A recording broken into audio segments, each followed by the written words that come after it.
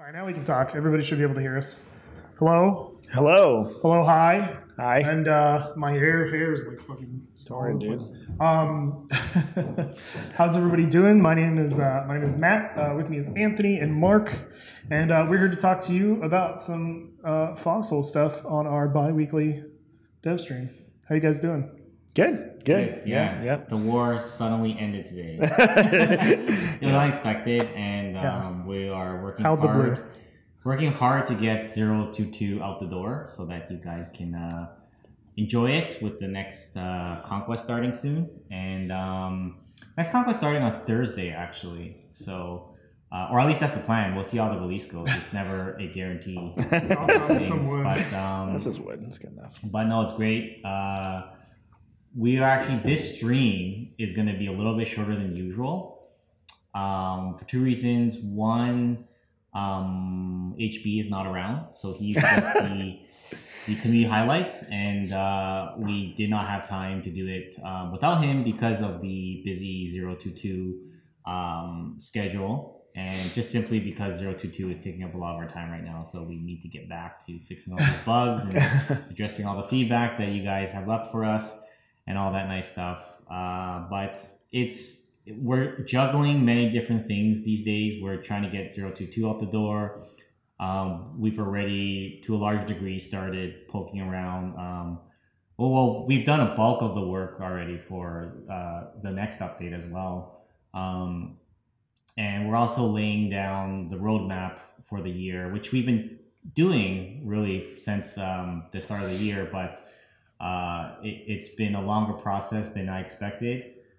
Because we're really trying to nail down a longer term spec for the game, where we sort of, the project has gone through different phases. Like beginning in the pre-alpha, it was literally the Wild West. Like we changed the game every 2 weeks, and then slowly after the early access launch, then things slowed down a little bit in terms of how much we change in each update, but still we would be heavily experimenting with things. And now we are starting to enter that phase where we really want to have a bit more foresight and take the time to rebuild certain systems for the long run, as opposed to living with a lot of short-term solutions, which in fairness, we have been doing this as well for the last year, but right now we're making a huge effort to do that. Just at the top of my head, a couple of things that are on the horizon in the next couple of, I'd say like this year, right? We're obviously going to be taking a good look at Logi again, with the way that supply lines and resources work. We're going to do a base building revamp as well. I'm sure a lot of you guys have heard me talk about that.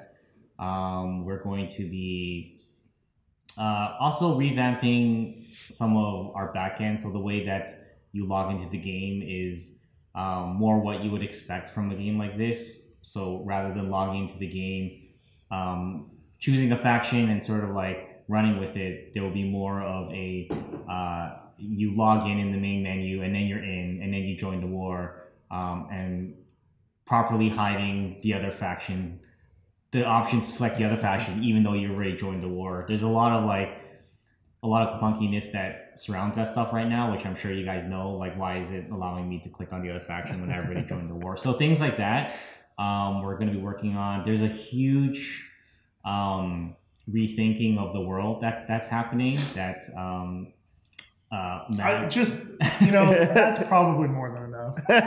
No, well, I wasn't going to like discuss like any sort of the details of it, but just to touch upon like what we're going to be looking at is it's always been our goal, as you guys know, since the start, to make the world feel more like one unified world.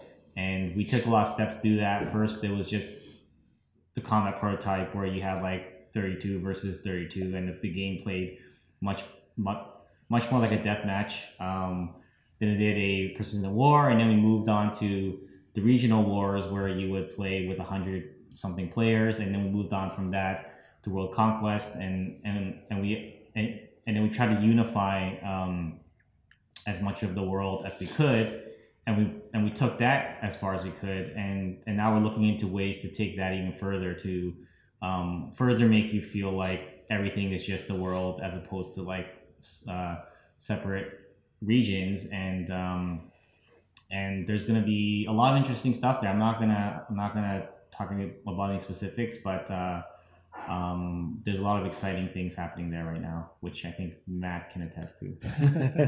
Yeah, it's going to be a battle royale, so nice. That's what Mark means when he says like it's going to be more unified. Anyway, some people are like concerned that we're tired and like working like long hours. We just came back from like a holiday, so it's more like we're waking up. Yeah, we worked through the whole holiday. Like I think late last year was probably the hardest period of time in the last couple of years since our last project, and so we're making sure that we're not we're watching the pacing of our work as well, because I always say to the team, this is a marathon, it's not a sprint. We're in a unique position where we like to plan for the long run, which is why sometimes people are surprised, and you know, people who don't know us, right?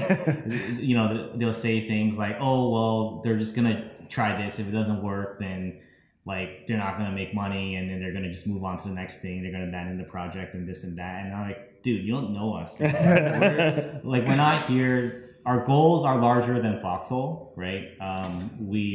We're trying to really change the game in this genre, and it's like we're gonna do whatever it takes. So I think it's beyond any update. It's beyond any like sale on Steam. It's beyond any of those things, right? Yeah, I think it's important to remember like we work pretty normal hours.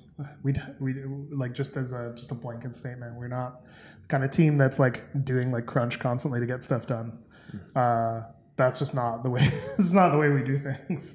We never really have. So well, you're never gonna get your best. You get a little bit sometimes here or there, but that's just like any job really. Like for the big updates, we'll have a little bit of a push, because sometimes you need to push a little bit to reach those heights, but we really try to balance ourselves back, right? Yeah. So for the record, in case it wasn't clear, the battle royale thing was a joke. I just want to it's like something we wouldn't do. So Foxhole Legends. Oh god, I'm just Foxhole Legends. Foxhole Legends. Play as Callahan and Doulahan and all the other hands. All of the other hands. All the hands. Yeah. So anyway, why don't we just we can either get started or you can talk about this. You can talk about this last war. About the rest of my list before we move on. Let me just see if there's anything else that is of note. There isn't that much. Just I was going off of my memory, but the intelligence game is something that we've been waiting to revamp that. Because we think there's so much potential there, and every time I talk to you guys about it, you guys come up with like a million good ideas, and I'm like, yeah, we should totally do that. Then we don't have the time, so I want to make sure we have time for that. We'll probably look at player profiles at some point, and you know, there's always the content, right? There's always new fun things. I think another one of our goals is at a high level is to make it so that the wars can feel as different as they can, because we do understand that, you know, when we introduce something new, it's great, and then after a while, it just kind of feels like the same sometimes. So that's something we're going to look into changing up more in the future. And there's a lot more stuff, but I just kind of wanted to casually talk about all those things that is coming on the roadmap, right? It's just like it's a little bit less like short term this year so far, which I think is good. I think it's good to be in this position. So Cool. All right. Well, if Anthony doesn't have anything to say, Well, I will, because I feel like it's going to get thrown on my shoulders so now. to help Anthony out at the beginning, we are going to move on to the development update. just like last week, this is going to be a pretty chill dev stream because we're in the middle of everything. I just want to let you guys know, like we're I think I don't there's think going to the be. last stream was chill. We announced the new tank, man. Yeah, it that's was pretty chill. it was still pretty chill because it was just me and you, and You guys were just sipping We didn't- margaritas. you know, just chill. Just a new tank, no big deal. Yeah. well, it was an talk armored around. car. It was an armored car. Hey, man, those things are cool. Anyway, I like them. so to intro what you're going to talk about a little bit. All right. Anthony, so as you guys know, we did a big world revamp last year. It was huge. It was cool. I loved it. I think a lot of you guys loved it. And so what you guys didn't know is that there was a whole bunch of there was a whole part of it that we weren't able to get to because it was supposed to be larger than it was, right? So Anthony has been continuing to chip away at that, and we're going to see more of the world revamp that Anthony's going to talk about right now. Yeah. So, as Mark was saying, there was obviously, we kind of with the first pass. You want to take control of yeah. Just use the fort back there. Gotcha. So, Thanks. yeah. That's good. So there was a ton of things that we actually Julian had concepted out, but again, they didn't make it into that update that I just figured, hey, we might as well keep chipping away at it because this is going to be something that's going to always be growing. And For a little bit of context on development too, there was a point, we had this plan to do all this stuff, but there's a point where the deadline's coming and you have to make decisions. And in order to get something out the door or into testing, we probably could have got some of this stuff done. But it wouldn't have made it into the game. It wouldn't have gotten populated because the level designers were just crushed. Oh, true. So there was a point where we just had to finish it. Well, unless me and you literally lived here for 2 weeks. Exactly. It can't happen, but we weren't going to let it. Yeah. It was getting close to that. But anyways, yeah, so we had a bunch of buildings and things that we still wanted to push forward and make for the future of the game. And that kind of comes to a lot of the stuff which I think you've sort of begin to see already in the dev blogs, if you guys follow the dev blogs, which is some of these new village buildings, which is kind of very similar to the stuff you're seeing in the towns, but try to take a certain direction with them so that they feel a little bit more unified into something that you would see more commonly in a town. The ones you're looking at here, obviously the churches and the bell towers are kind of newer, and those we might see in the towns right now. And those would just be cool updates to the previous models that we had. So that's not specific to the villages, but the other ones you're seeing around it are all new village buildings. And specifically villages is anything that isn't a dense sort of urban area. And it was always our intention to have different structures between those two types of, there's three types of sort of settlements. There's farms, there's villages, and there's we call towns, which is the Jade Cove. But yeah, so we just wanted to make sure that we made something that was uniquely different from the towns, or at least a little bit, but still had to fit within the same style and everything of what Foxhole is. So as you can see, these ones were ones you've seen already before, and it was more coming back to the concepts that Julian had done. And on the bottom one there, you see with the red brownish roof, we liked that sort of tiered roof, and I thought that was a really good aesthetic to go with the villages. So we sort of took that approach and applied it to all of the different sizes of houses that you're going to see in the villages. And that way it kind of just created this uniform look, but as well as still kept with the Foxhole look and consistent with the rest of the world, right? That sweet image on the right is Matt's design image. So just in my defense, the first one I did was for the original set of buildings was this really thought out on graph paper. On and it was all digital, schematic. It was a beautiful thing. But Anthony was you should give me some new layouts for these. So I was okay, here's on a piece of paper. Just as a sidebar, there is something I want to mention because it's not immediately an obvious thing is when we did the town revamp, one of the big issues that we faced in the earlier tests is how frustrating the aiming would be when we're adding like higher fidelity assets into the town environments, because you went from these really basic structures, which were basically like a rectangular prism, to these more complex structures where you can walk onto the inside, and there were a lot more props on the outside. And it's, you know, it's probably not 100% perfect, but I have to say that so much work was put into making sure that they would work well with the combat sandbox.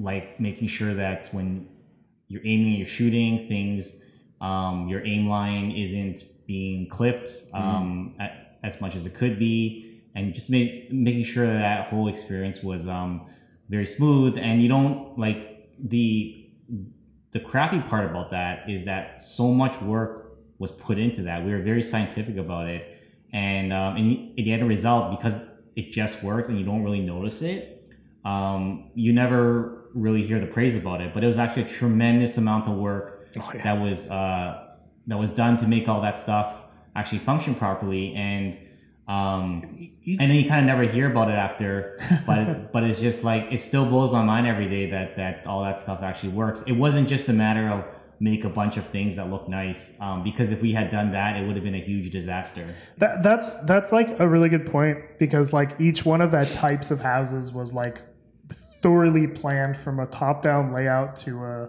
like the destroyed version. It's not just like, Anthony, go make some destroyed versions. Like absolutely. every piece was designed by me with input from Mark, and then concepted by Julian, and then built by Anthony with more input from Mark. Like and Mark overseeing the whole thing to make sure it felt the way that he wanted, which was like a very important part of like this whole process. Is like we do plan this stuff out. It's not just random. Especially a lot of the props, Matt. I know one of my concerns was when you first showed me some of the concepts, I was like, wow, this looks really pretty.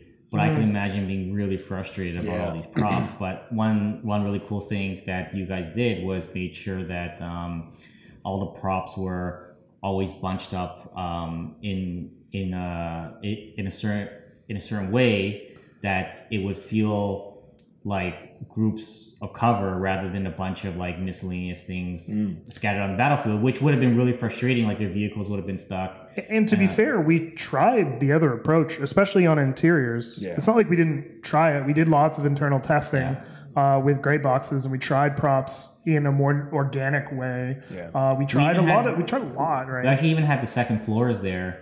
Yeah. At one point, and there's a lot of things we had tried, and you know, again, it's not perfect. I'm sure you guys are hearing this and being like, well, my aim line still gets stuck in places, but I think it functions way better than you would think if we just kind of like put in a bunch of assets. In the beginning, you couldn't even shoot through like doorways and stuff because we made the collisions just so overly complicated. And you got like tanks would get clipped on everything, and it's just like, we're like, oh, this doesn't work, because you try to achieve, you go for this like ultra realism at first, and then you kind of work backwards from there, right?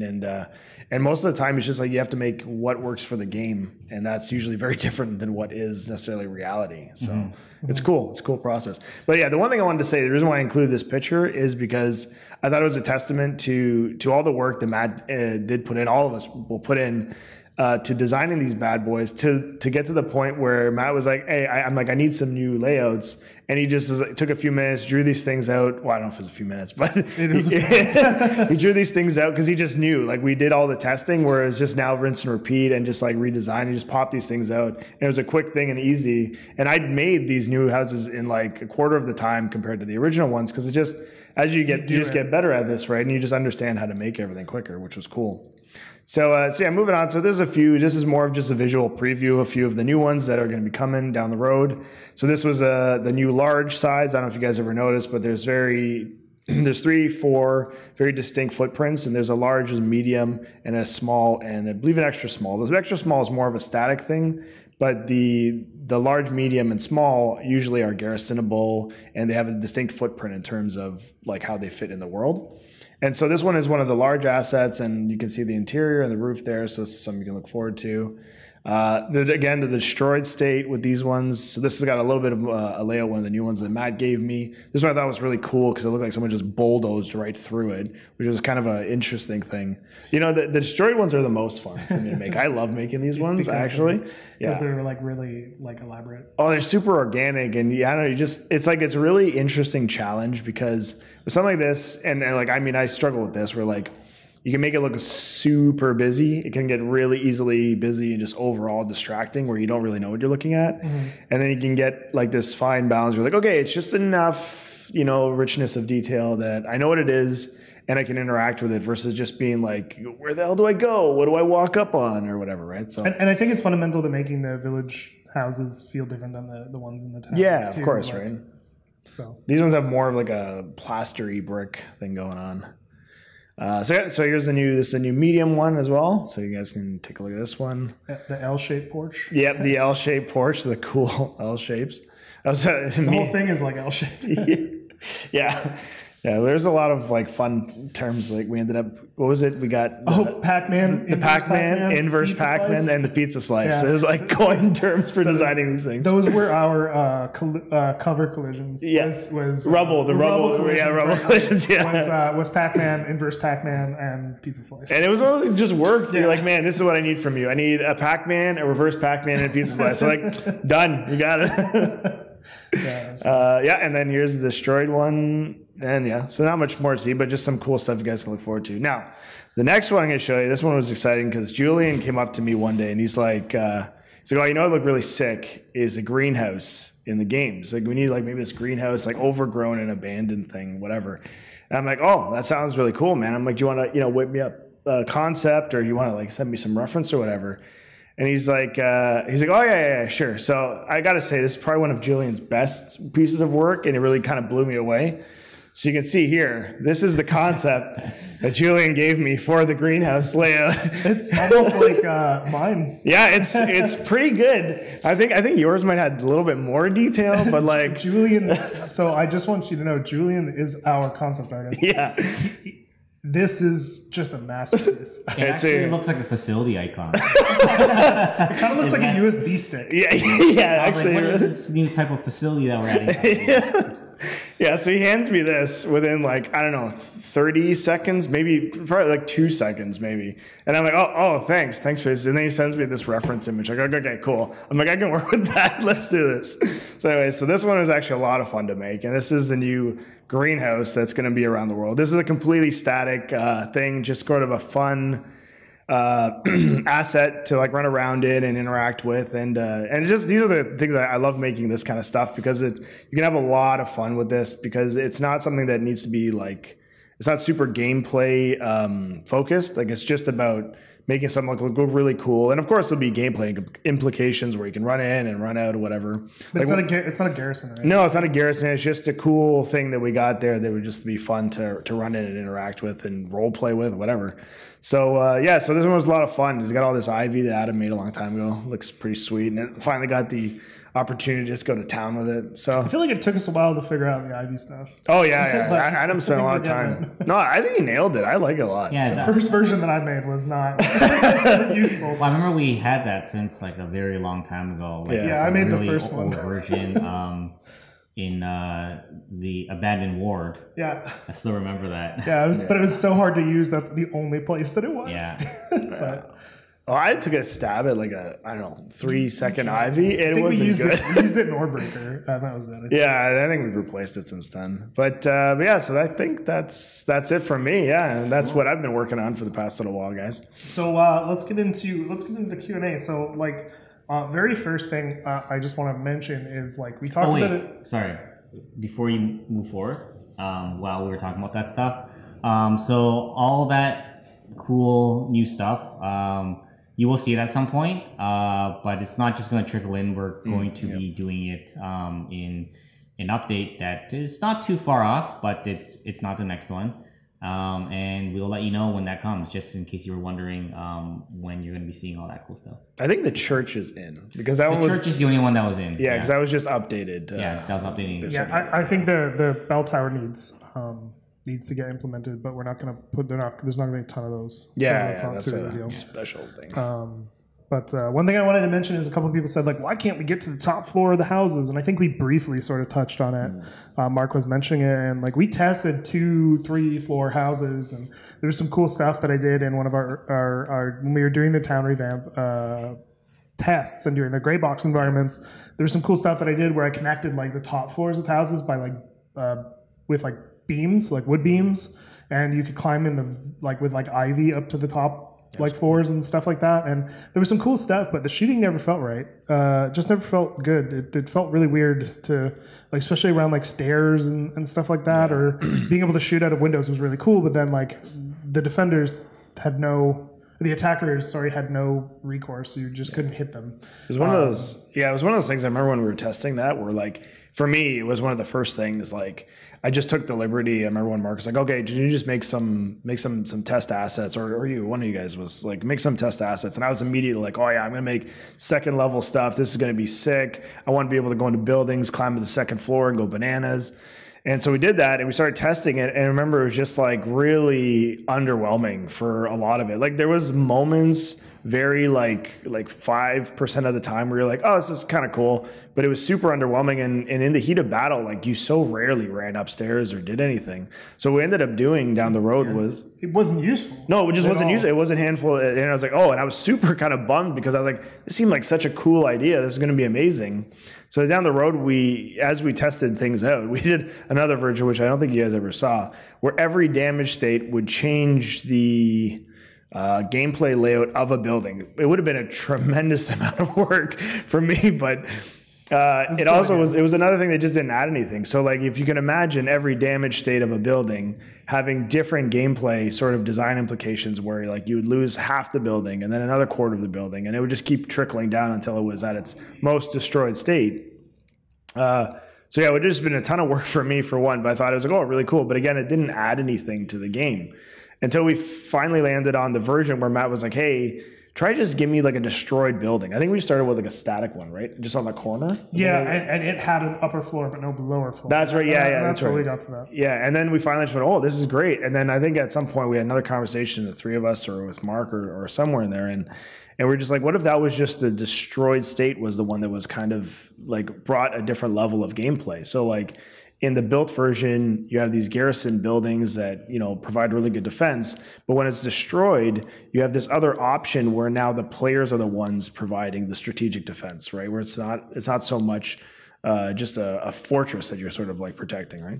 Yeah, which is sort of, that's kind of like a perfect example of what we usually run into is we sort of start with like the idealized version, trying to make it as crazy as it can be, and then we realize, okay, well, it's gonna run into all these problems, and then we kind of like dial it back, and in the end, it's usually a balance, right? It usually ends up like satisfying a lot of our goals, but at the same time working within the game that's there right now, right? Yeah. So, I mean, you know, game balance in general, and we've talked about this a million times, Mark, is going to extremes a little less each time until you get sort of to the right spot. Yeah.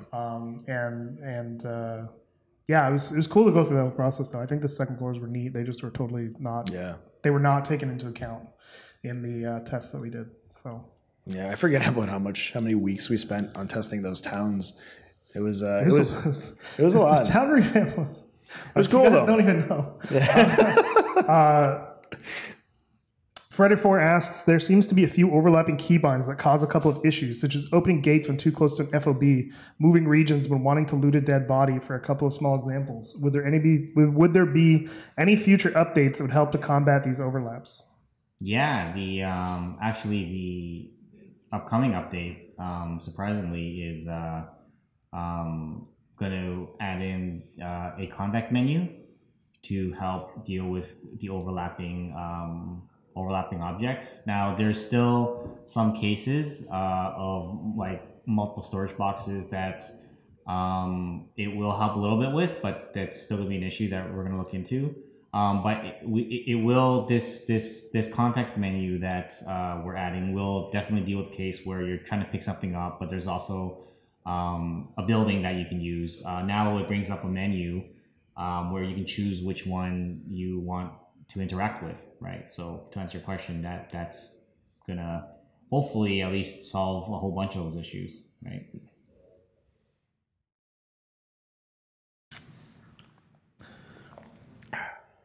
Navardulby asks, will you guys ever get a wall plate for that outlet? A what? A wall plate for that outlet. We like to live dangerously here. I figured I should just mention it since everybody constantly talks about it. No is the answer. Here, is this better, guys? What wall plate?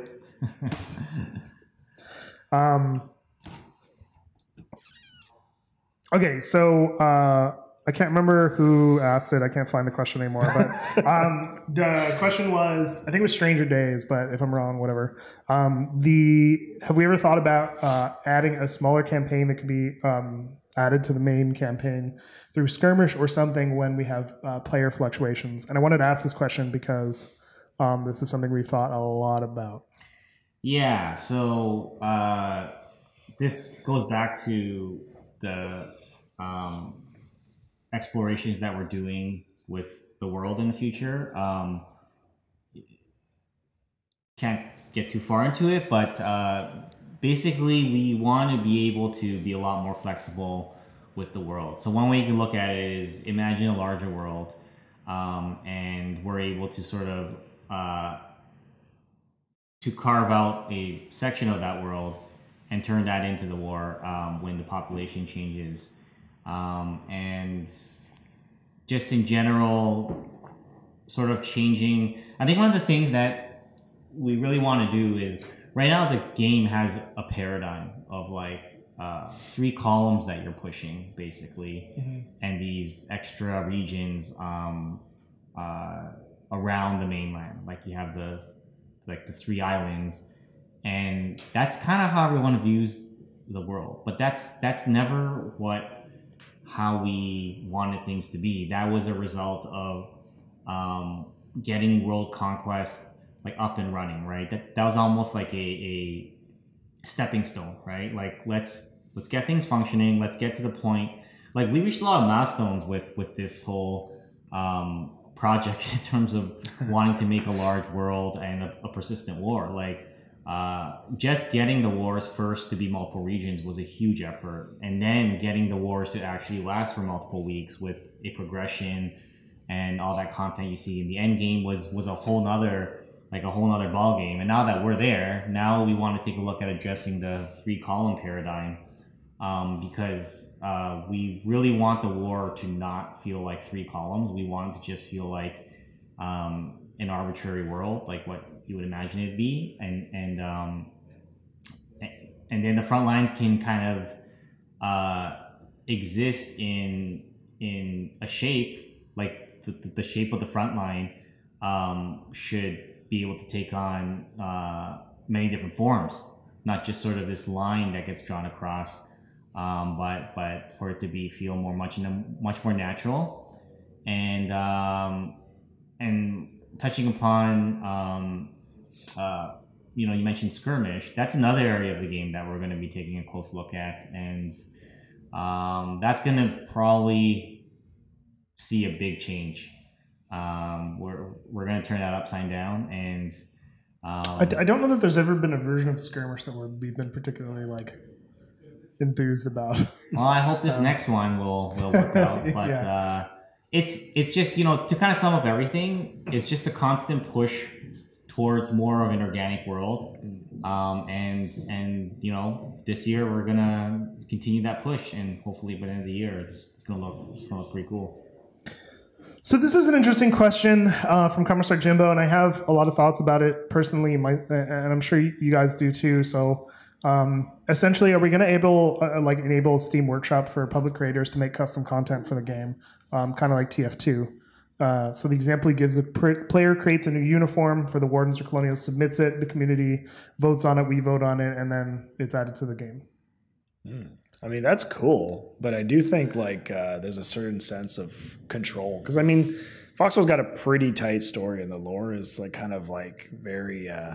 We have a tight wrap on it, especially you guys have really got your talons on it. So I don't know. I think it'd have to be something that we definitely have to go through some sort of approval process. But it would be cool to see. I mean, I always love seeing sort of fan art type stuff. I think my initial gut reaction, which is never the thing to make a decision on anyway, but my initial gut reaction is we want you to feel like an army. Yeah, that's true. Not your own like, you know, personal like sunflower. So like I think that is a huge driving force in the way that things look in the game and why you don't just have like cosmetic uniforms, because you're in an army. That's a huge part of the game. You can identify a worn and a colonial soldier like easily. And that's a big deal. And I think the more you sort of splinter that out, the less and less you sort of get that feeling. And that's not to say, we've talked about uniforms a lot. We've shown you guys concept art of you know, different uniforms and stuff. So it's not to say that like that won't be added to the game. Now, in terms of community involvement, I don't know that I've seen anything that the community's done so far, even in just like fan art or anything, that's like, we'd be like, yeah, that's going in. You know? It's close maybe, but yeah, my gut reaction is like maybe like down the road, but I don't know about in the near future. Yeah, I think we all love the idea. Yeah. The idea is, of course, yeah. I think like the initial reaction that we always kind of feel is like, you know, that's the coolest thing ever. Like, who wouldn't want that? That's like it's like a dream if people are sort of like able to make this type of content for the game. But I guess from another perspective, we don't have a pipeline for it, and we decided at some point to not focus on like supporting mods,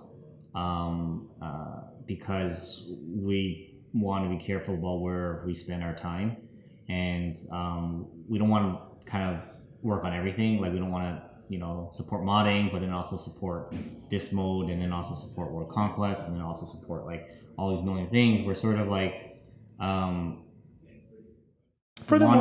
we want to pick and choose and sort of make sure that our time and energy is focused on doing one thing really well, as opposed to like multiple things just kind of halfway. I mean, I don't know about like maybe like things like you know, I don't know again if we will ever have time for this, but I think players being able to make like a clan banner or something would be cool. I totally want to see that. And maybe there could be some sort of restrictions on like on what that could be, so that it doesn't, you know, you don't see like a happy face in game or something. Which like maybe we just kind of look like tryhards, but we do like the people to feel like they're like immersed in the world, as opposed to just sort of like seeing this mishmash of different things. So yeah, I don't know. I mean, I love the idea, right? And furthermore, like, just to like touch on a point that you mentioned, like it would take a constant ongoing amount of resources in order for us to like maintain that entire thing, and you know, gather the votes and like approve all that stuff, and then implement it. Like, and yeah, right now I don't know that that's like the best use of our time right now, but so a couple people have asked, will there ever be clans systems added to Foxhole? I feel like based on some of the questions, we've got a lot of newer people sort of in the chat right now. So Mark, will we add a clan system so that people don't have to change their name on Steam? Hopefully, yeah. No, I think that's something we want to look into eventually. But yeah, not at the top of the list.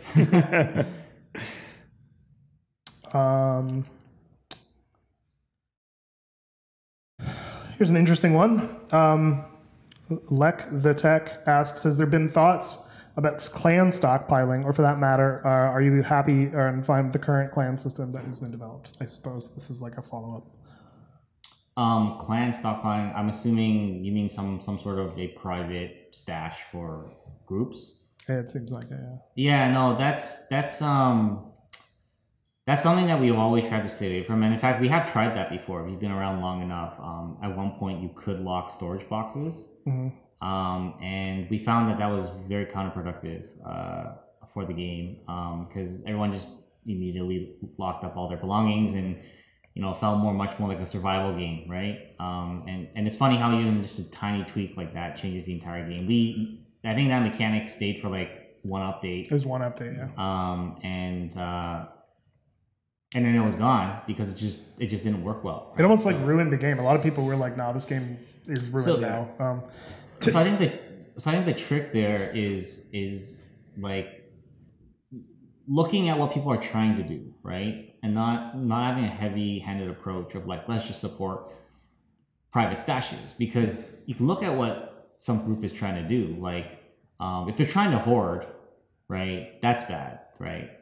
That's like against the game. But then if they're trying to gather things to pull off like a major operation, then what we need to do is look at that and be like, how can they do that in a way? How can we allow players to do that in a way that doesn't require private stashes, that where anyone else can still kind of like benefit from it? That's sort of the trick. I don't know what that is. There's a lot of ways we can do it, but just sort of similar to the stockpiling approach, that sort of allowed us to create the system where you weren't able to just like very easily move out large quantities of stockpiled items, and at the same time allow everyone to kind of share, right? So in terms of being able to pull off an operation and preparing for that, we've talked about a lot of ideas internally about how that can be done, and it's it's an interesting problem, right? It's an interesting problem because I think a lot of games either choose like one way or the other, right? Like fully public or fully private, right? I think most games would do fully private too. It's like funny. Fully public. Yeah. Go ahead. I was gonna say, it's a funny thing that question, because it's something that I was actually talking to Phil about the other day. It's like an interesting thing that I find something that I really admire about Fox and what you guys have done with it. Like, because like these guys are the design team, and it's like every design or every decision is made to like, how can we benefit the game to work together as a team? It's always a team game, and you're on the Colonial side, you're on the Warden side, and you have to work together. And it's always like easier to kind of break the game and just make it like a solo campaign thing, like that kind of stuff. I feel like it's way harder to balance, to make sure that everybody's always working together to push forward, to make decisions that always like promote team building and like working together and everything. Because like, I won't mention games, but like I've noticed it in a lot of like more recent, like I'm always like a lot of decisions that I feel like end up breaking games is when they make a decision or they make a change and it promotes like this like solo artist type gameplay. And yeah, there's some games I played them, like they made some changes, and I just recently discovered that I'm like, oh, you know what? Something's wrong with this game now. And it's because like, all the changes they made, it's like, now you can sort of play by yourself. You don't have to work together as a team, because it was just easier to do it that way. So I don't know. I admire that. Whereas like to pick a different game that's like a modern example of like another way, I think Apex Legends, which has recently come out, does a really good thing with their callouts and their ping. Yeah, that's the same thing, right? That's what I'm talking about. You don't need to talk, but you can very easily, they promote you working together in a way that's like organic to the game. And I think that's a really good example. And in a much larger scale, that's something that we're trying to do. And so I want to follow up that question with another part of a similar question. Where this person is saying that like colonials were pushed back multiple times, where spies stalked the front and spies or whatever, but or clans put 2,000 grenades in a bad location and the wardens took it and it snowballed their final push. So spies, ignoring the topic of spies because that's a whole other topic. Well, the idea to stop that for 1 second, because this has been a hot topic. That's why I want to just to be clear, Matt doesn't mean that's not a thing in the game, to be 100% clear. No, I just want to. In fact, I would say 50% of 022 is completely dedicated to like help solve that problem. to solve that problem, just so that someone doesn't take that quote. Like misconstrue what I said. Whatever. Spies, whatever. Spies are dumb. No. Spies was totally like occupied. Many hours of my time, many discussions, many meetings from different people. Just if you talk to Max about it,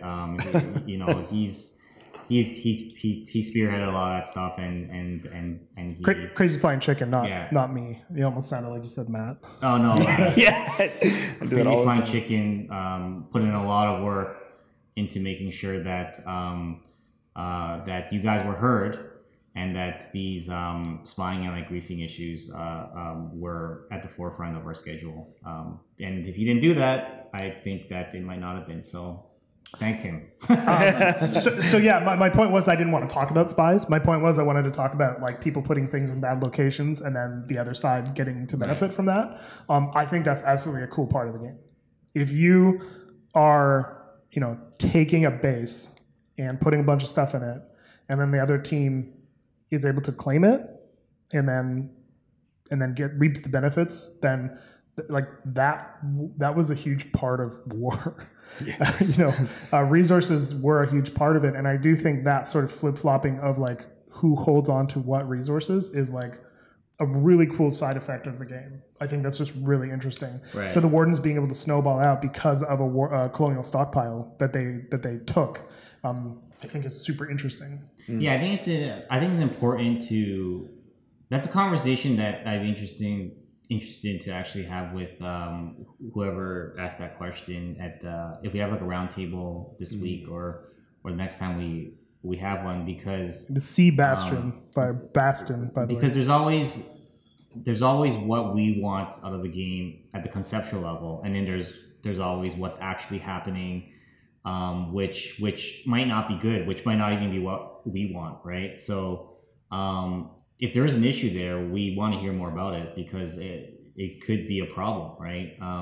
Those are two different things, and we'd have to have a conversation to sort of get down to the root of what the concern is, right? Yeah. I definitely get to go back to spies for a second, I definitely get that concern. That one is like completely logical, right? That one I'm not disputing. It's more just the organic sort of flip-flopping of resources is like one of the things that I find most fascinating about the game, because it is a persistent sandbox where that stuff can happen. You just don't see that in other games, so it's super interesting to me. That kind of like betrayal aspect, or just the tables turning, is a really good story.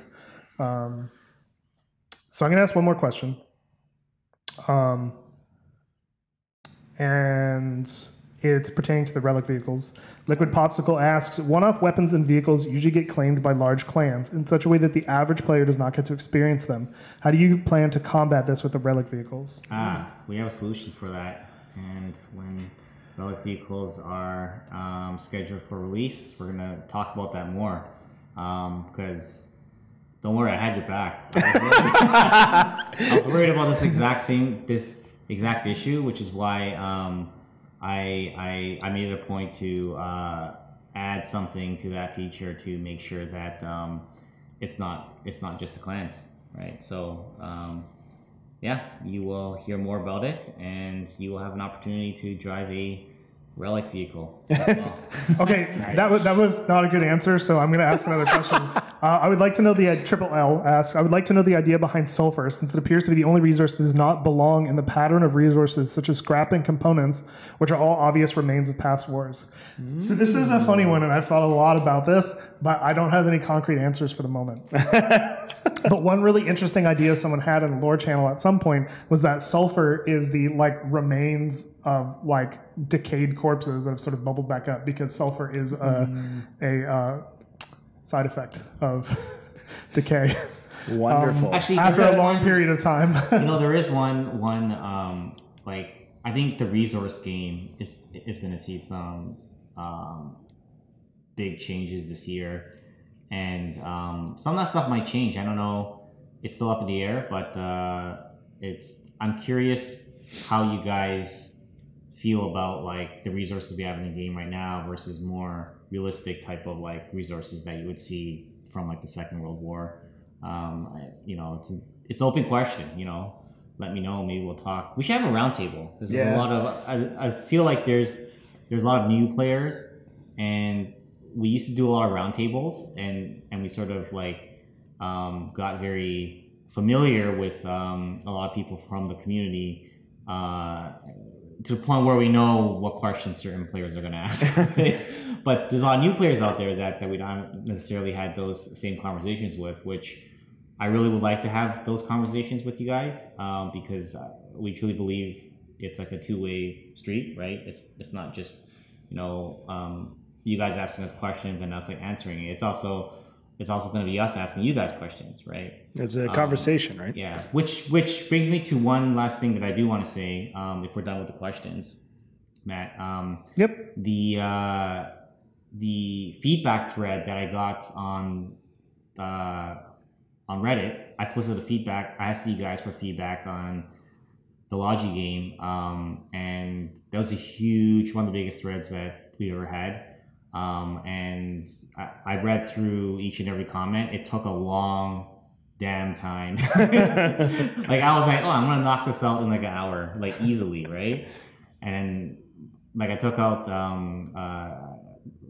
I basically started like a notepad, and I started to like write out notes, and it took me, I think, like probably like 3 to 4 hours to get through that entire thread, because everyone was like really detailed in their feedback, and I wanted to make sure that none of it was missed, because I really want to understand sort of at a deep level like how you guys feel about various parts of Logi. So well, no one's gonna know better than the guys who are doing it every day, right? Yeah. So thanks for the feedback. That was great. Awesome. Well, look forward to more roundtables and more questions from us.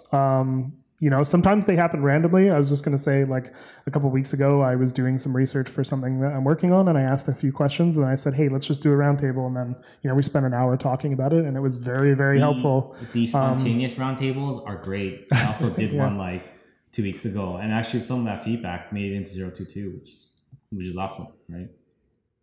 Cool. All right, guys. Well, HB will want us to say something about the YouTube. Oh no, let's all paint in different somewhere.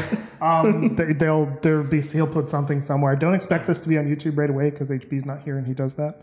But we'll be back in 2 weeks, and HB will be back in 2 weeks, and I think 2 will be out in less than 2 weeks. Far less than 2 weeks, and we should be.